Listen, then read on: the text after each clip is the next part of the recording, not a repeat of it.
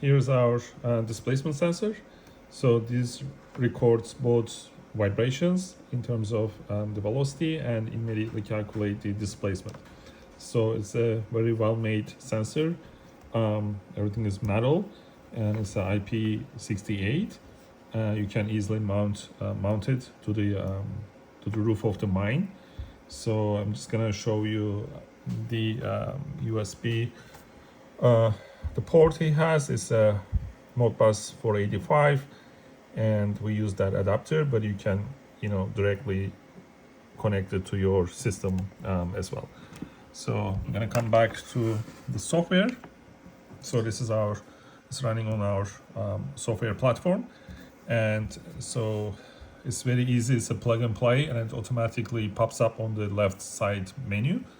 And so we have right now, you can see I'm just moving the sensor, and you can see the x-axis. The vibration speed is extremely fast since it's a digital sensor, and it's a 32-bit. Actually has all the Kalman filter on board. It provides the rotations. You can see that angular, the vibration amplitude. Basically, like as I rotate the sensor, you can see the changes on the tilt. So this could be actually great for the monitoring if there's any tilt happening at the roof of the mine.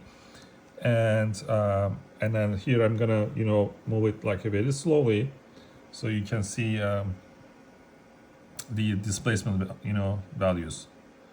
So these are the micrometer. You can change the unit. So it's extremely sensitive sensor, and also calculate the vibration frequencies as well. So there are other way of seeing the data. We have like a bunch of graphs, right, showing the vibration speed as well as the displacement. Let me come down here. So I'm just gonna move the sensor so you can see the displacement values. Yeah, so that's pretty much, there are like other ways of, visualizing the data as well, like X and Y axis vibration displacement. And we do have a similar sensor, is actually, but for accelerations. It provides the acceleration, velocity, and inclination.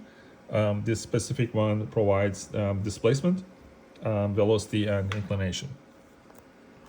So you can also get the the raw data as well, and then it provides a bunch of like a different way of providing the data out, and we can push this data to our edge computer, and from there we can trigger alarms, activate the sirens, and then a prop light that we sent the link before.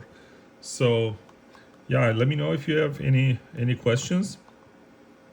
And so yeah, this is basically how it works.